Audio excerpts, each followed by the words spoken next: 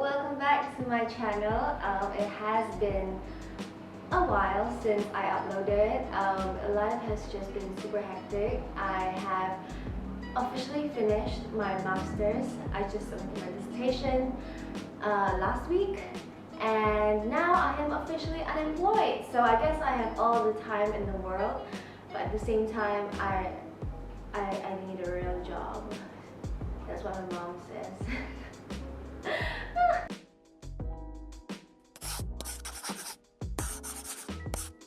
So the video today is all about my experience while I was an extra on Sex Education Season 3. It came out last week, I think, and I talked about it on my Instagram and everyone got super excited and happy for me, and I'm really grateful. The Malaysian news media actually covered a lot of articles on my experience, or just me in general, being an extra on Sex Education 3. Season 3, and I'm really grateful that I got so much publicity, even though I was just an extra. Yeah, I really didn't do much. I walked past the screen, but hey, it's an accomplishment. It was a really good experience, so I'm gonna talk about it.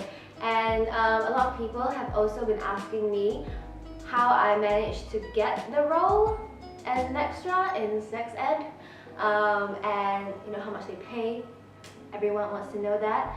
I'm actually really bad with names of artists, so when people DM me if I met like Asa Butterfly, I didn't know Asa Butterfly was the main character. I don't remember his name in the show now.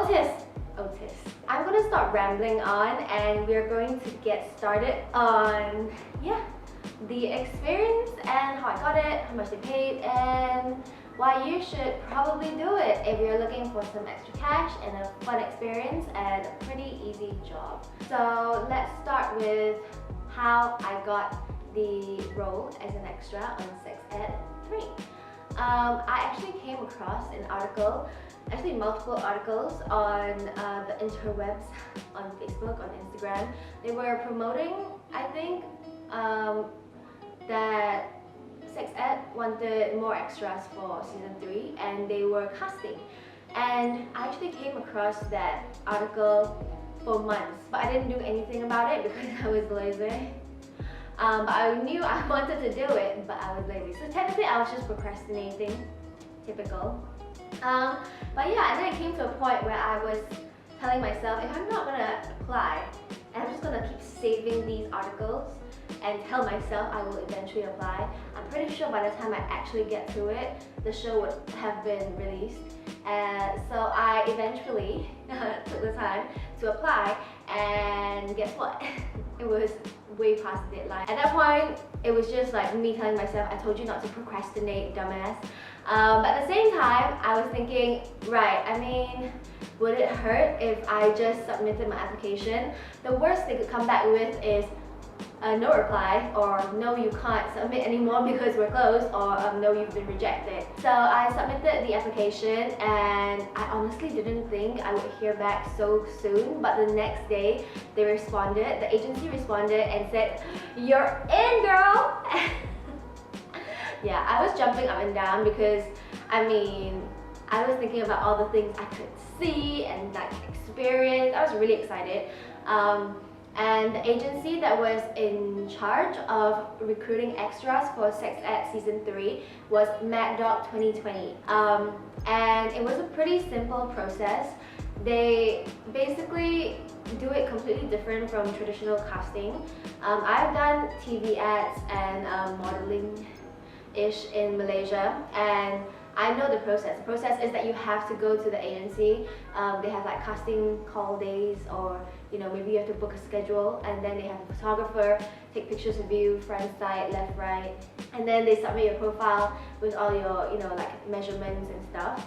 And then if it was a role that required acting, you would be required to, I mean, like act the scene to see if you were suitable. That would be the typical way they cast you. But for Mad Dog, it was pretty, like, it was so simple. I just had to download the app and sign up and create a profile, and then I just had to upload selfies, and everyone knows I have a a lot of selfies and a lot of self-portraits. So yeah, I just uploaded all of those and got an instant reply. So that was pretty cool. I didn't have to go anywhere to physically get my shots done. I just had to upload whatever I already had, and I think this is the first time I've ever come across an agency that does it so seamlessly, like, you know, no frills, which is amazing. And maybe it's because you really don't have to do much as an extra, so they just want to see if you fit the scene, fit the look, and you'll just be placed there, so selfies could do, I guess. But I have like researched on other agencies that do like specifically recruit extras, and they do require you to go to the agency. So I don't know, maybe this is the way forward.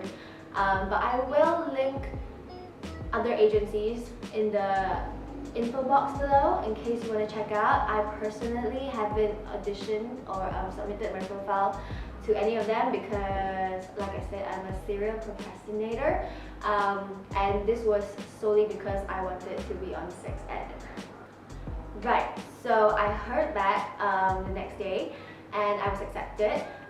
They were filming in Newport, Wales. So yeah, if you ever wondered where sex ed was filmed at, it is in Newport, Wales.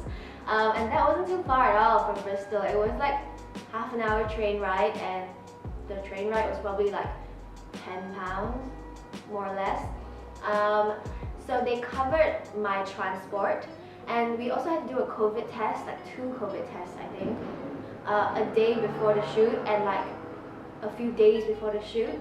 And they covered that as well. They paid for your time, they paid for your transport every time you had to go do a test or travel, which was amazing, because if I were to do a comparison of what I've experienced in Malaysia in this industry, they lowball you like crazy. I've done ads since I was 13 and then kind of on and off in Malaysia, and they tell you the call time, but they never tell you when they expect to end. That's one bad thing.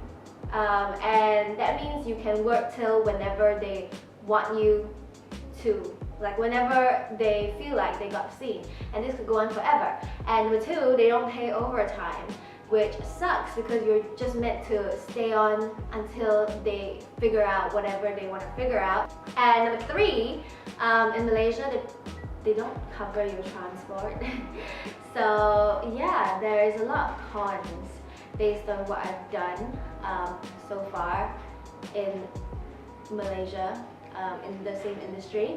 So I was really excited and happy that I was actually getting paid for my time. I'm getting paid to go for tests, I'm getting paid to take the train to travel for the shoot, and I even got paid overtime. Like literally, legally you can only work like until 6 p.m. Like that's how the contract works, I think. And even if it's 1 minute past 6 p.m, they will have to pay you like a full hour's rate. And that is why whenever like the timing, if it's like 5:55 p.m. and they haven't got the scene, they either have to decide if they want to pay you extra, or they have to quickly wrap up at like 5:59 to make sure they don't cross the threshold. Too many stuff. That they don't cross the threshold, so they don't have to pay you extra. But you know, mistakes usually happen and they cross the threshold, and that is you earning an extra, like, I want to say £50, which is a lot, but maybe not, maybe it's £20, I don't remember. But I was just generally pretty shook when I received the payslip. I was like, wow, I got paid for all these things that I didn't even know I exerted energy to do, you know what I'm saying? They would pay you literally if you had to like say a word, if you had to say please, if you had to make a noise, they pay you an extra like X amount. If you had to put your hand in a scene, like if you had to focus on a part of you in a scene, they pay you extra. In Malaysia, I've done so where I was asked to be in a scene and I was getting paid for that scene, and when I was just about to leave, they say, hey, we need a hand model, can you just stay on? And I said, okay, I'll do it, but am I getting paid extra? And they were like, no, this is going to take 5 minutes, so no, you're not going to get paid extra just because we need your hands. Which is, it sounds like I'm being petty, but time is money, so let's be real, you're not paying me enough. Like, I'm just saying, in the industry in Malaysia, if we're comparing. So on the day of the shoot, we were actually in a Newport University campus. So it's an abandoned university campus. I think it used to be running, but then they moved to another location. They never really they never really sold the land. They never really bothered to what's the word, like break it down. There's a word for it. Like, they didn't break it down. They didn't do anything with the land. So the whole campus is still like there, fully and not in use. But Sex Ed clearly took a spin on it and made it more Dale, which is really, really cool. And the campus is so big that they had, you know, like built their own little studio like for filming around the campus, which meant that even though my scene, I'm gonna show it to you here. My scene was actually I was supposed to be a Chinese tourist in a bathroom in France. If you didn't get it already, a lot of people ask why was there a Chinese girl screaming in the bathroom when they were supposed to be in France? Well, we were Chinese tourists, if you couldn't tell. Yeah, so they built the sets around the campus, and it was really interesting to see how filming went. To be fair, we got there like pretty early in the morning, but there was a long waiting game, and this is common. Like when you're filming and when you're doing photo shoots, like most of the time there will be a long waiting game. They want you to be there early because they want you like whenever they need you, so they don't want to wait for you, but you know, you're getting paid to wait. So my advice is, if you're going to do these sort of extra work, or you know, side hustle modeling, side hustle TV ads, always make sure you have a charger, make sure you have a huge bottle of water, make sure you have entertainment like books. I would usually download a ton of movies on my iPad as well, and yeah, keep yourself busy, entertained. During that period of time, I actually managed to do a lot of my dissertation while being paid to do nothing on set because I was waiting for my time to shine. Not really, but yeah, so it was a pretty cool experience. Okay, so I was actually kind of ambitious because this location that they were filming at was quite a distance from the city center of Newport. So when I came into Newport, the train station was really easy and accessible. I could get an Uber, and I managed to take the Uber to the filming location.